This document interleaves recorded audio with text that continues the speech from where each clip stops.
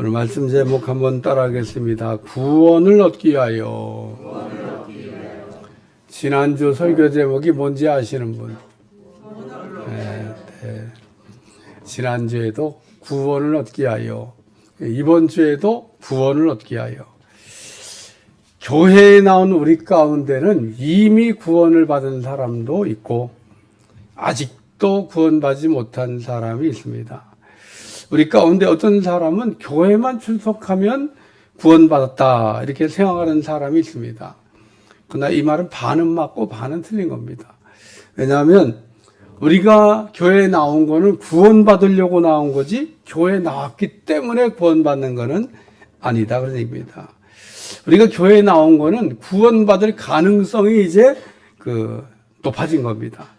그러나 아직 구원받은 건 아닙니다.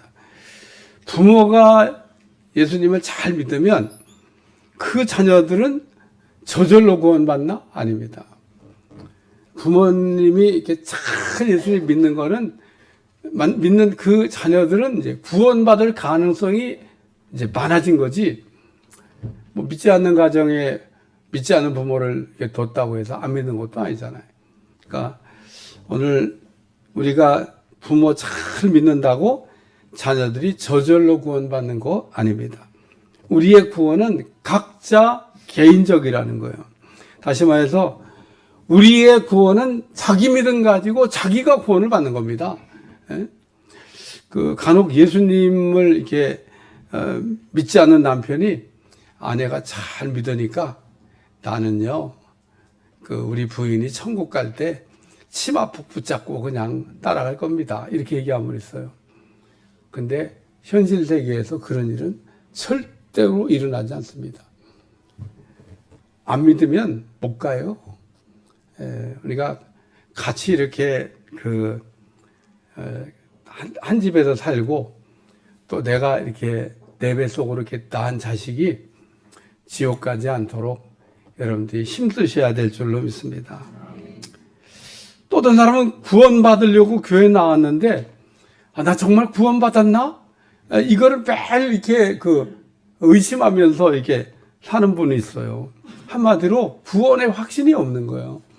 우리가 구원을 확실히 받았다 그러면은 구원받은 거에 대한 기쁨이 우리 속에서 있게 되는데 그런 것도 없고 구원받았는지 안 받았는지 그걸 잘 모르겠네. 이러면서 믿음 생활하는 분이 있습니다. 근데 오늘 우리가 그렇기 때문에 교회에 나와서 우리가 구원을 받았다 그러면 반드시 꼭 우리가 들어야 될 말씀이 있는데 따라서 죄사함을 받았느니라. 네가 구원받았다 그런 얘기인 겁니다. 마태복음 9장에 보면 중풍병에 걸린 그 사람을 친구들이 침사에 누인 채 예수님께 데려왔어요. 그랬더니 예수님이 내 죄사함을 받았느니라 이렇게 말씀을 하십니다. 그러니까 예수님 하신 말씀을 이렇게 듣고 있던 서기관이 속으로 신성모독을 했다. 하나님을 모독했다 그런 얘기입니다. 그러니까 우리 주님이 또 그런 거 다 아시잖아요. 그러니까 네가 왜 마음에 악한 생각을 하냐 이러면서 주신 말씀이 있어요. 마태복음 9장 5절 내 죄사함을 받았다라는 말과 일어나 걸어가는 말 중에 어느 게 쉽겠냐?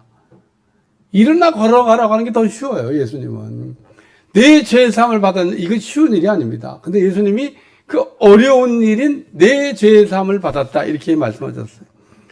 왜 서기관이 예수님께서 하시는 말씀을 듣고 신성모독이다, 참남하다 이런 얘기를 생각했냐면 예수님이 죄사함의 권세를 가지고 있다는 것을 알지 못했기 때문이다라는 겁니다. 예수님이 어떤 분이냐? 예수님은 곧 하나님이시기 때문에 우리의 죄의 문제를 해결해 줄 수 있는 분이 되신다는 거예요. 그럼 우리는 예수님을 믿고 죄사함도 받고 구원의 기쁨도 누리시기를 축원합니다. 누가복음 19장에 보면 세리장 삭개오라는 사람이 있는데 예수님을 보려고 이렇게 나왔습니다. 근데 키가 작은가 봐. 그래서 예수님이 안 보여.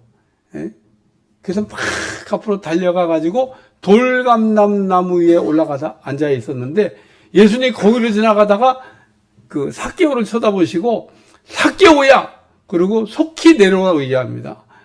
이야, 예수님이 삭개오 이름도 아셔요. 삭개오가 뭐 예수님이시니까 물론 아셨겠지만 자기 이름을 불러준 거에 너무 감격해가지고 내려와서 그냥 그 자리에 서가지고 회개합니다. 내가 내 소유의 절반을 가난한 사람들을 위해서 내놓고 내가 네 것을 토색했으면 강제로 이게 빼앗았으면 4배로 갚겠다고 얘기합니다. 그러니까 예수님이 그때 삭개오에게 주신 말씀이 있어요. 누가복음 19장 9절에 10절. 예수께서 이르시되 오늘 구원이 이 집에 이르렀으니 이 사람도 아브라함의 자손이미로다. 인자가 온 것은 잃어버린 자를 찾아 구원하려 함이라. 그래서 예수님이 이 삭개오에게 네가 구원받았다. 그러고 말씀하셨습니다. 그러므로 우리는 교회 나왔을 때 무엇보다도 나는 구원받았나? 이거를 이렇게 생각하셔야 되고 또 구원받으셔야 됩니다. 왜냐하면 성경이 말하고 있는 진리 가운데 가장 중요한 진리가 구원에 관한 말씀이라는 거예요. 네? 우리가 구원을 얻기 위해서 그럼 어떻게 해야 되냐? 우리가 구원을 얻기 위해서 노력해야 될 일이 뭐 있냐? 아무것도 없습니다. 우리가 구원을 얻기 위해서 해야 되는 일은 그 십자가에서 대속의 은혜를 주신 것을 믿음으로 우리가 받기만 하면 되는 겁니다. 다시 한번 구원은 하나님께서 주신 십자가의 대속의 은혜를 믿음으로 받아들이면 얻는 거고 우리가 이거를 제대로 받아들이지 못하면은 곁길로 가는 신앙생활을 하게 된다 그런 얘기입니다. 그러면 어떤 사람은 구원 받았다고도 넘어지는 사람이 있습니다. 네? 어떤 사람은 끝까지 구원받은 거를 지켜서 우리 주님 오실 때까지 승리하는 사람이 있죠. 여러분들 그런 사람이 꼭 되시길 주여 축원합니다. 우리가 부르는 찬송가 가운데 죄에서 자유를 얻게 하면 이런 찬송이 있어요. 근데 이 찬송을 부를 때마다 이런 생각을 하는 분이 있어요. 뭐 맨날 죄인이라고 그래. 죄인도 아닌데 내가 뭐 뭔 죄를 졌다고 맨날 나 자유 얻었네, 너 자유 얻었네, 우리 자유 얻었네. 그러면서 죄인이라고 그래. 이런 생각을 하면서 사는 분이 있어요. 그래서 죄에 대한 찬양을 할 때마다 난 죄인 아닌데 이렇게 생각하는 분 있을 수 있습니다만은 성경이 말하고 있는 죄는 하나님을 믿지 않는 거를 죄라고 얘기하는 거예요. 이게 죄 중에 아주 큰 죄라는 겁니다. 그러니까 여러분은 무조건 하나님을 믿으셔야 돼. 지금도 아멘 하는 사람이 있어요. 입에다가 왜 입을 꽉 다물고 있는지 몰라. 말씀을 들으면서 그때 입을 열어야 동의가 되는 거예요. 네? 우리가 하나님을 안 믿는 게 이게 큰 죄입니다. 그냥 하나님을 믿으셔야 돼. 한 번 더 기회 줬는데 다 안 한 사람이 있어. 참다. 어떻게 해야 돼요? 어떻게? 여기서 여러분 설교하면요, 여러분 입이나 여러분 움직임이 다 보여요. 다 보여. 안 보인다. 내가 안 보고 그냥 안 본 척 하고 하는 거지. 안 보이긴 뭘 안 보여. 다 보입니다. 다. 숨어 있어도 보여, 그게. 예? 그러니까 숨어 있긴 왜 숨어 있어? 나와야지. 제발 좀 부활 좀 하세요. 사람들이 숨어 있지 말고. 예? 숨어 있는 사람은 맨날 들어. 이렇게 나왔다. 쏙 들어갔다. 이렇게 쏙 들어갔다. 왜 들락달락 하는지 몰라. 그냥. 예? 여기 우리 임장로님은 거칠 게 없어. 왜냐면 맨 앞에 앉았기 때문에 이렇게 앞에 거칠 게 없지. 나하고 딱 다이렉트로. 이런 분이 은혜를 받는 거예요. 이런 분이. 김현 권사님은 아주 거기 앉아고 거기도 대박이야. 딱 그냥. 예. 그러니까 다른 자리에 앉으신 분들은 그 자리를 여기 통통 됐잖아요. 여기 이런 데 와도 그냥 널찍하니 자리 차지하고 자리도 좀 바꿔봐요. 예? 매일 내 단골 자리에 앉지 마시고, 예? 내 자리 여기가 단골 자리다. 어떤 분도 와서 자리 싸움돼. 비키라고. 내 자리라고. 무슨 거기다 샀어? 자기 자리래, 거기. 그러니까 여러분, 하나님을 믿지 않는 게 죄입니다. 그리고 이 하나님 믿지 않는 죄의 값은 사망이라고 해요, 사망. 우리가 하나님 믿지 않는 죄값을 해결하려면 죽으셔야 돼. 죽어야만 해결이 되는 겁니다. 그러면 내가 죽으면 아무것도 아니잖아요. 그러니까 이제, 그러면 어떻게 해야 돼?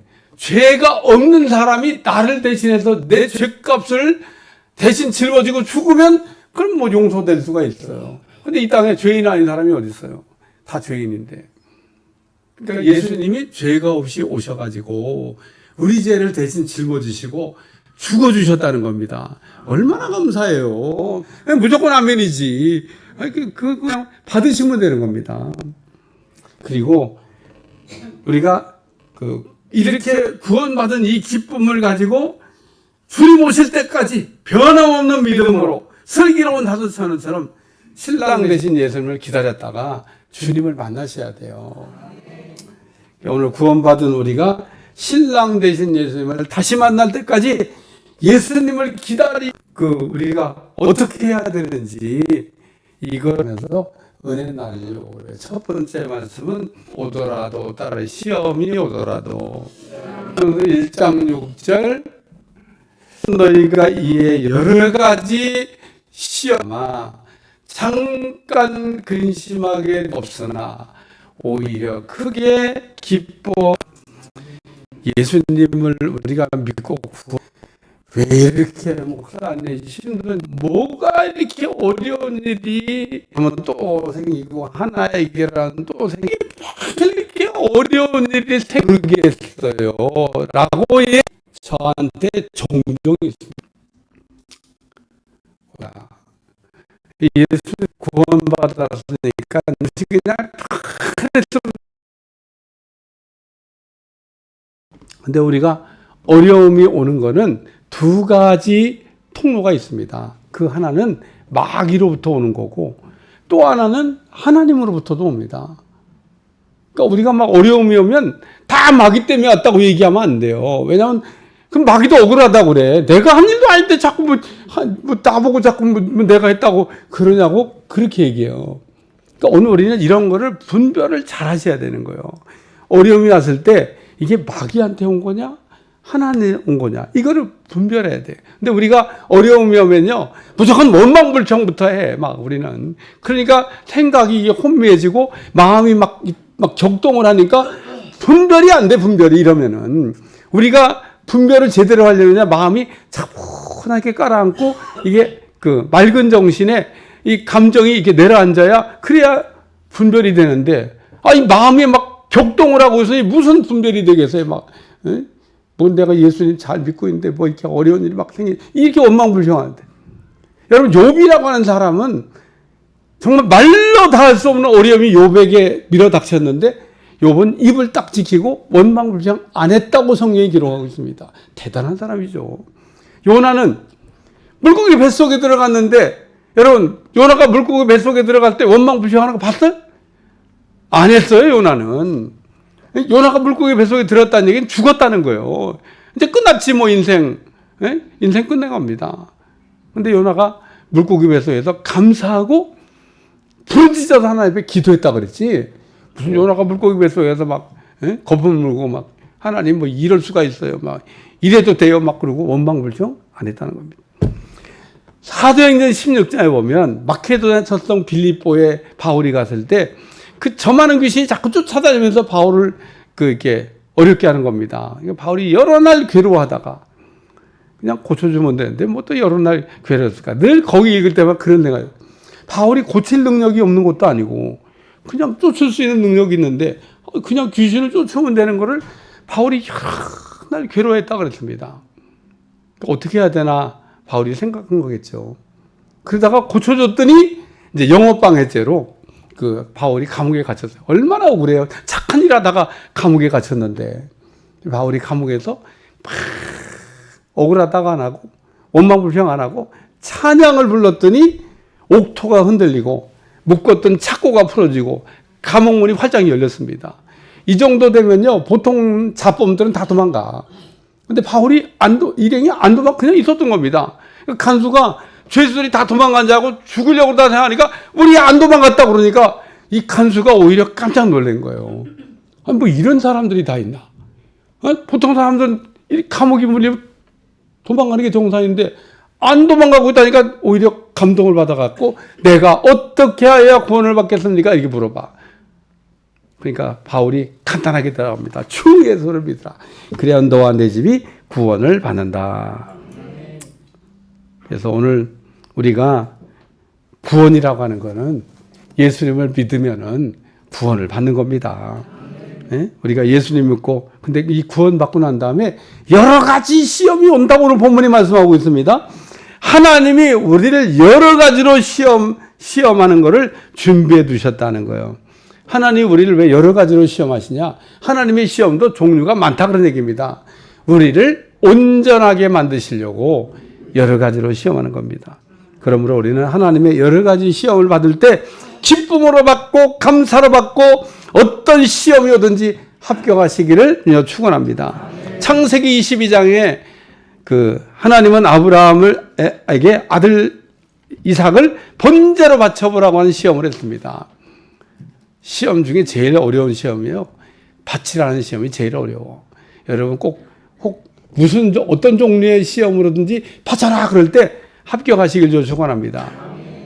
아브라함에게는 아들을 바쳐라 그랬어요. 근데 저희 손주가 이번에 명절 때 왔어요. 응? 근데 우리 손주들은 나는 얼마나 이쁜지 몰라. 어렸을 때부터 이뻤는데 얘들이 몇 학년이냐? 그때 4학년, 5학년이래. 연년생이거든. 근데 어렸을 때도 엉금엉금 기어다닐 때도 무지무지 이뻤는데 4학년, 5학년 되니까 이건 뭐 말로 다 할 수 없이 이뻐. 표정이 이상하네. 담임 목사가 손주가 이쁘다는데 무지무지 이뻐. 근데 이삭의 나이가 얼마큼 됐을까? 이삭의 나이가 초등학교 4학년이나 5학년 정도 됐을 거라고 추정합니다. 정확한 건 몰라. 아무도 계산 못해. 그러나 등에다가 등짐을 지고 올라갈 정도 나이니까 아주 어리면 못하잖아. 적어도 초등학교 한 4, 5학년은 이게 장작짐에 이거 지고 올라갈 수 있잖아요. 어린애라도. 근데 이삭을 번제로 드리라는 시험에 아브라함이 합격을 했어요. 예? 요한복음 6장에 보면 예수님이 남자 장정만 5,000명인데 그러니까 한 2만 명이 모인 거예요. 그 2만 명이 모인 걸 보시고 빌립한테 이렇게 우리가 어디서 떡을 사서 이 사람들을 먹게 할까? 그리고 시험했다 그랬습니다. 그러니까 빌립이 아주 그냥 컴퓨터야. 예수님 200데나리온의 떡을 사서 가져온다 할지라도 이 사람들한테 조금씩밖에 나눠줄 수가 없습니다. 그 뒤에 붙은 말이 뭐냐면 돈도 없으면서 200데나리온 돈도 없으면서 뭘 어떻게 하자는 거냐? 이거 어떻게 하자는 거 지금. 그리고 설령 돈이 있다 한더라도 2만 명분의 식사를 어떻게 순간적으로 공수하냐 이거. 200대나 돈 있으면 2만 명분 빵 사올 수 있나? 제가 2만 명분 돈 드릴 테니까 2만 명 빵 사다가 저녁 식사 어떻게 해결할 수 있어? 김포 시내 빵집 다 털고 여기 뭐 검단 일단 다 털어도 2만 명분 빵은 사서 돈 주고 사오는 게 간단치 않아요. 간단치 않아. 안 된다는 거지. 그게 무슨 예수님 그게 되는 얘기를 하셔야지. 그러니까 안 돼. 근데 안드레가 보리떡 달덩어리 물고기 2마리를 구해왔어요.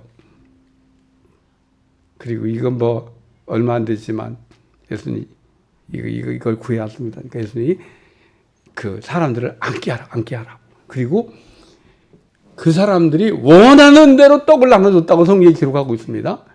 배고픈 사람 많이 달라고 그러고 배부른 사람은 좁게 달라고 그랬겠죠. 남은 조각을 거두니까 12바구니에 가득 담겼다고 성경에 기록하고 있습니다.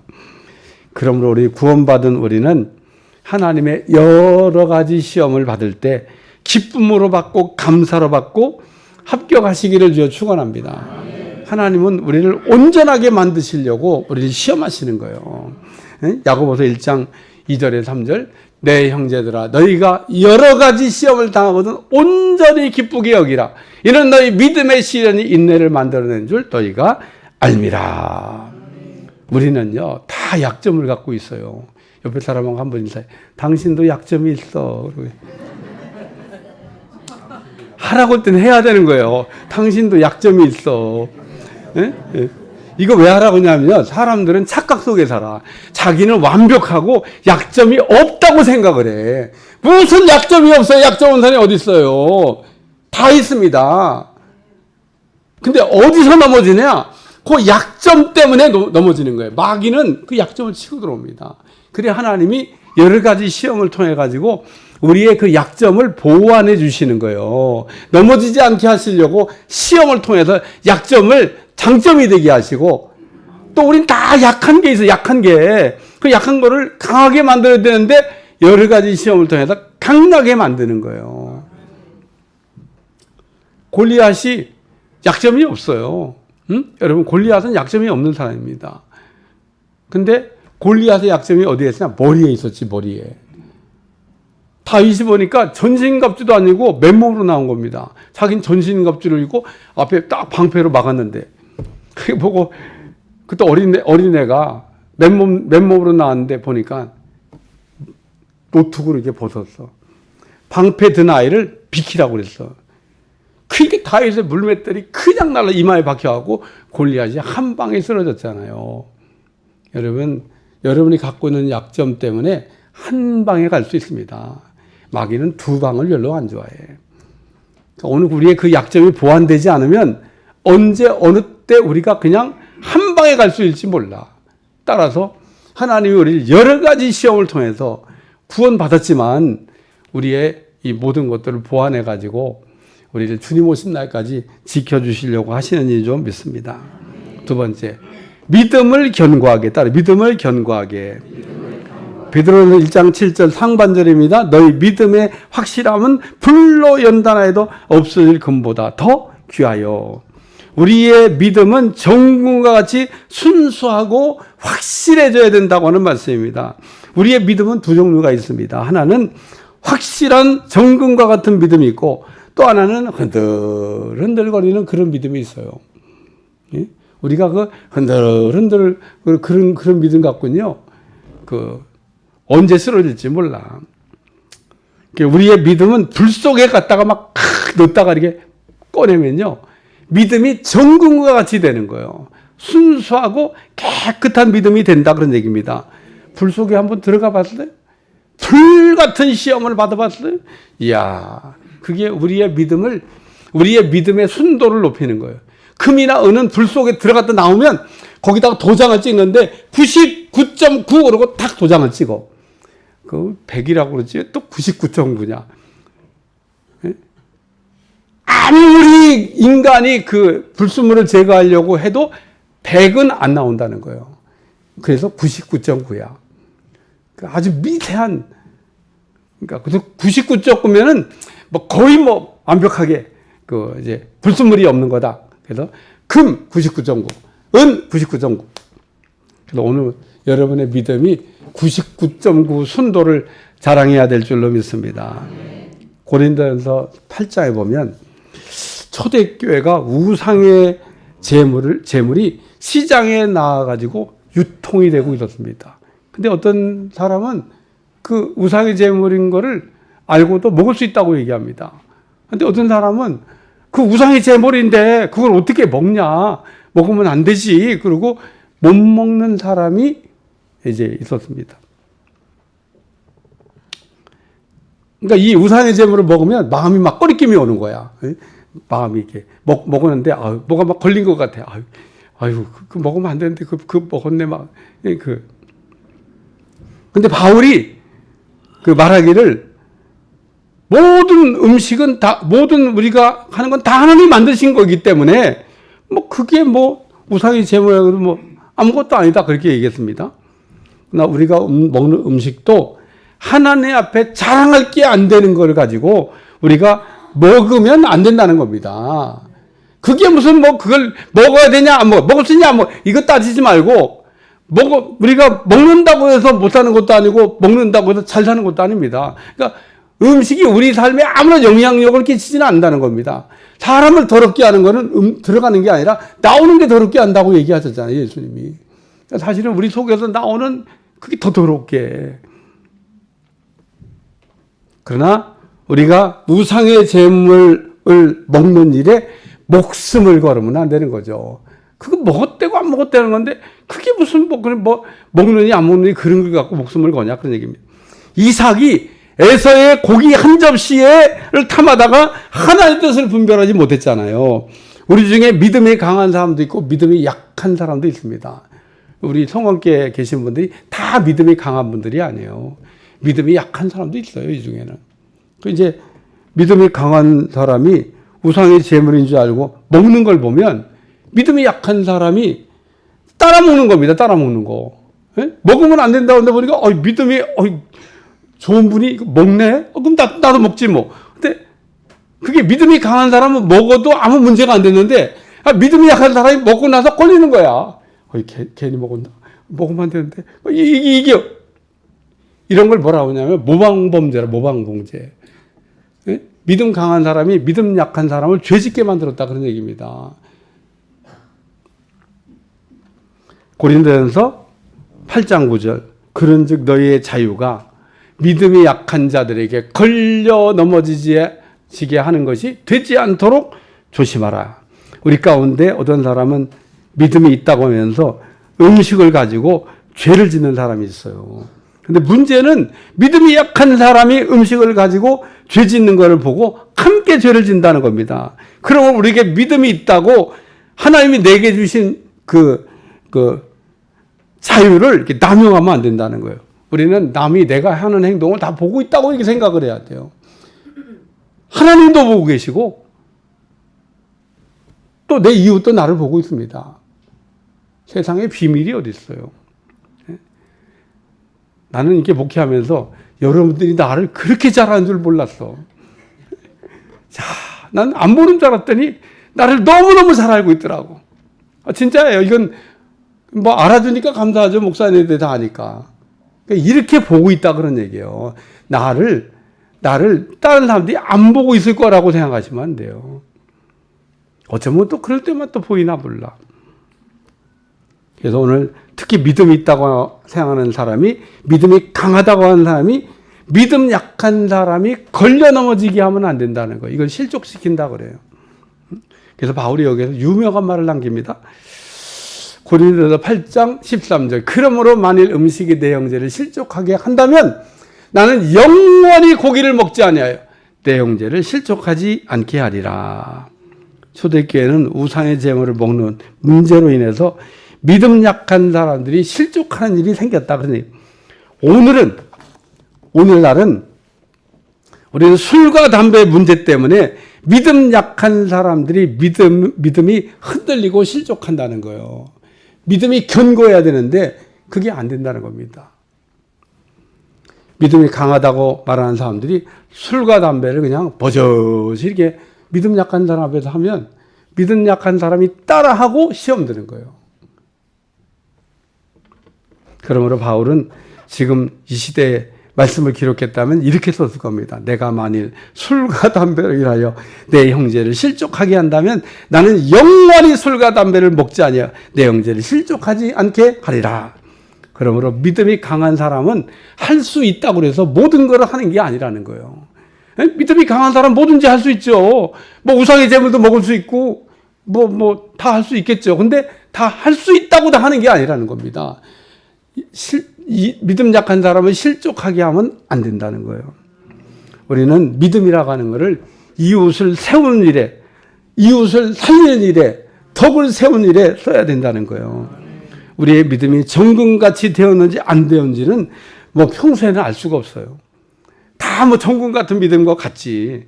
근데 딱 초대교회처럼 환난과 핍박이 오고 어떤 특정한 상황이 됐을 때 그때 내 믿음에 불순물이 빠져나가고 순도 있는 견고한 믿음인지 아닌지는 그때 아는 거예요.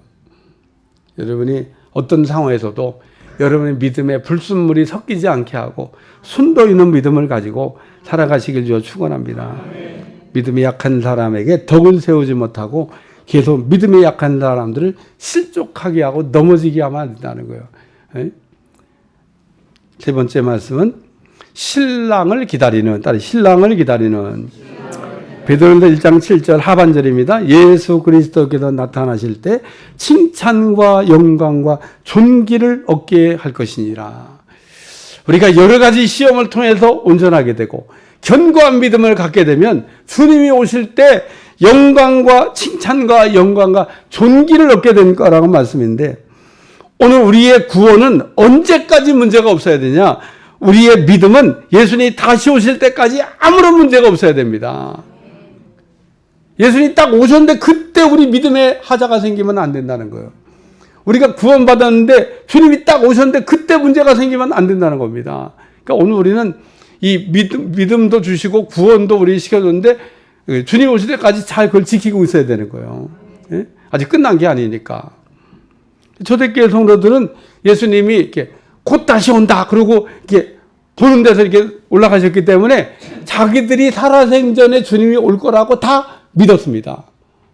근데 주님은 안 와. 주님이 다 죽었는데 안 와. 지금은 무려 2000년이 지났습니다.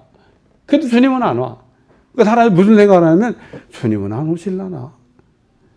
여러분 그렇게 생각하시면 안 됩니다. 주님이 다시 오신다 그랬으니까 분명히 다시 오십니다. 예? 다시 오실 예수님을 여러분이 믿으셔야 돼. 마태복음 24장 38절, 홍수전에 노아가 방주에 들어가던 날까지 사람들이 먹고 마시고 장가 들고 시집가고 있으면서 노아의 때의 사람들이 때를 분별하지 못했다는 겁니다. 마태복음 25장에 열천의 비유가 나오는데 마태복음 25장 1절, 그때 천국은 마치 등을 들고 신랑을 맞으러 나간 열처녀와 같다. 열처녀의 비유를 통해서 예수님은 신랑을 기다리는 사람들에게 어떻게 해야 되는지를 가르쳐주고 있는데, 열처녀의 그 비유에 관한 말씀에 가장 중요한 건 뭐냐면 기름을 충분하게 준비하고 있어야 된다는 말씀이에요. 다시 한번 기름을 충분하게 준비하고 있어야 된다는 말씀입니다. 성경에 보면 깨어있으라는 말씀이 많이 나와요. 근데 이 깨어있으라, 근데 이 열처녀에 보면요, 열처녀가 다 잤어. 슬기로운 다섯처녀는 안 자고 미련한 다섯처녀만 잠을 잔 게 아닙니다. 다 자. 그러니까 이 잠을 깨어있으라는 얘기는 잠자지 말라는 뜻은 아닌 겁니다. 기름을 준비하라는 뜻입니다. 그게 깨어있는 거라는 거예요. 신랑이 온다! 그 소리가 들리니까 미련한 다섯처녀에 기름이 부족한 겁니다. 등이 꺼져가려고 그래. 지혜로운 다섯처녀는 기름이 충분하니까 신랑을 맞이하러 가는데 문제가 없어. 그러니까 여러분이 주님이 오실 때까지 기름이 충분하게 있어야 될 줄로 믿습니다. 그래서 오늘 우리는 첫째도 성령 충만, 둘째도 성령 충만, 셋째도 성령 충만. 여러분 이 성령 충만이라고 하는 거가 성령께 사로잡혀서 사는 거를 성령 충만이라 그래요. 예? 여러분은 성령께 사로잡히는 걸 그렇게 싫어하시는데, 예, 띠가 미꾸라지 띠라 잡으면 도망가고 잡으면 도망가고 아주 그냥 쪽쪽 빠져 도망가. 근데 여러분 성령님께 잡혀드리세요. 성령이 여러분을 잡으려고 그러는데 잡혀드리면 성령이 마음대로 나를 이렇게 쓰실 거 아니에요. 예? 내가 쓰지 말고. 성령님, 그러면 그게 성령께 사로잡히는 겁니다. 여러분 성경 읽으면서 성령이 충만한 사람들이 성령께 어떻게 사로잡혔는지를 자세히 관찰해 보세요. 예를 들면 빌립 집사가 나옵니다. 사마리아 성에서 막 복음을 전하는데 막 성이 뒤집어졌어. 예? 이야, 막 사람들이 막 구름대같이 벌대같이 막 예수님 믿겠다고 그러는데 성령님께서 뭐라고 얘기하냐면 가사광야까지 내려가라고 얘기하는 거예요. 그럼 보통 얘기하면요 말 안 들어. 아니 지금 막 여기 부흥이 막 일어나고 막 수많은 사람들이 막 구원을 받고 있는데 광야에 아무도 없는데 거길 왜 가라고 그래? 하나님은 너무 잘못 들었나? 안 갈 텐데. 그리고 또 하나님은 아니 왜 가는지 좀 설명을 해주고 가라고 하면은 네 그러고 갈 텐데 아니 설명도 없어요. 그냥 가사광야까지 가라는 겁니다. 그래서 빌립 집사가 가사광야까지 가서 그냥 이렇게 멍 때리고 서 있잖아요. 가라는 거 거기 가서 이렇게. 이야, 빌립 집사 참 훌륭해요. 그러니까 그때서야 성령이 다시 또 얘기하시는 거예요. 저 마차로 다가가라. 이제 아는 거예요. 저 마차에 있는 사람을 만나야 된다는 거지. 막 뛰어갑니다. 빌립 집사가. 그래서 에디오피아 간다게 네시에게 복음을 전해요. 근데 그 한 사람 겨우 전도하려고 사마리아 성에 복음 막 부흥이 일어나는 거 적고 그거 와서 그거 하라고? 그 에디오피아 간다게 내시가 늘 얘기하지만 그 한 사람이 얼마나 중요하냐. 그 한 사람 때문에 에디오피아 국가 전체가 구원을 받게 되는 겁니다. 그러니까 사마리아 성의 영혼보다도 그 한 사람이 복음을 들고 가면 한 나라가 구원을 받게 생겼으니까 그게 급한 거예요. 우리 생각하고 하나님의 계획이 다른 겁니다. 우리는 그런 걸 모르니까 그냥 눈앞에 있는 막 사마리아 성 복음 전도 이것만 중요하지. 바울도 에베소로 가다가 에베소로 못 갔다 그랬어요. 아니 뭘 못 가고 발 갖고 가는 건데 무시아에서 더 이상 바울이 못 가고 밀려가지고 두로 항구까지 갔다 그랬습니다. 거기까지 가는데 몰라. 왜 가는지 몰라. 에베소로 가려고 그랬는데 못 가고 드로 항구에 도착했는데 밤중이야. 환상이 하나 보인 겁니다. 마케도니아 사람 하나가 건너와 도와달라는 거야. 하나님이 나를 에베소가 아니라 이 마케도니아로 이 에베소는 소아시아에 들어있는 곳이고 배를 타고 건너가면 유럽이 되는 겁니다. 그래서 아시아 전도에서 유럽 전도로 그 마케도니아 사람 한 사람 때문에 그 한 사람이 기도하는 것 때문에 이 위대한 바울을 하나님이 마케도니아로 급파하신 거예요. 그래서 마케도니아 아가야가 복음을 받게 됩니다. 오늘 우리는 성령께 사로잡혀서 가야 될 줄로 믿습니다. 지금 우리는 다시 오실 신랑 되신 예수님을 기다리며 살아가고 있는데 우리가 다시 오실 예수님 오실 때 변절되지 않은 믿음으로 무장하고 하나의 주신 구원을 끝까지 지키고 있어야 된다는 거예요. 그러기 위해서는 여러 가지 시험을 받을 때 그 시험을 통해서 온전하게 되셔야 되고 믿음이 그냥 흔들리는 믿음이 아니라 불 속에 들어갔다 나와서 순도 99% 구라고 하는 그런 견고한 믿음을 가지시고 다시 오실 예수님 오실 때까지 구원의 확신 가운데 지켜 기다리면 하나님이 축복해 줄로 믿습니다. 결론적인 말씀은 구원을 얻기 위해 여러 가지 시험을 감사로 받고 기쁨으로 받고 합격하라는 얘기고 시험을 우리를 온전하게 만들어주기 때문에 또 흔들리지 않는 견고한 믿음을 가지고 우리의 믿음이 남을 넘어뜨리게 하는 믿음이 되면 안 된다는 겁니다. 그리고 주님 오실 때까지 다시 올 주님 기쁨으로 맞기 위해서 충만하게 기름을 준비하고 성령 충만으로 살아가는 여러분들이 되시기를 축원합니다. 기도하겠습니다. 하나님 오늘도 구원을 얻기 위하여 우리가 시험 받을 때도 시험에 합격하게 도와주시고 견고한 믿음을 갖게 도와주시며 또 주님 오실 때까지 끝까지 승리하는 종들이 되게 하여 주옵소서. 예수님의 이름으로 기도합나이다.